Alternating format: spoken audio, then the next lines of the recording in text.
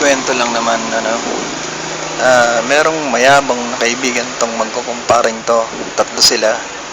Nagbukas ng kwento tong isa na siguro, merong naghahatid na lalaki sa kanyang shota kaya parang gumihiwalay na o nanlalamig na, hindi na nagpapakita ng magandang, pagsasama ang babae.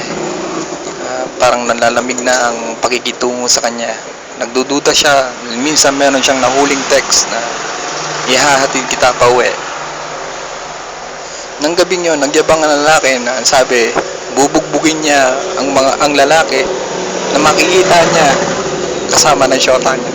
At aasahan ng dalawa niyang kasama na hindi niya na pinatulong na bugbog sarado. Talagang sa ospital pupulutin.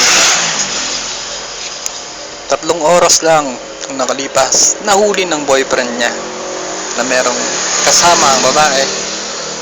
Ang malas nga lang, nabugbog yung boyfriend niya dahil 3 sila. 3 yung lalaki na kasama ng babae. At sa kasamang palad, tumawag siya sa mga kaibigan niya na, pare, nandito ako sa ospital, pakiusap, pasyalan niyo naman ako, medyo nabugbog ako na 3 tao.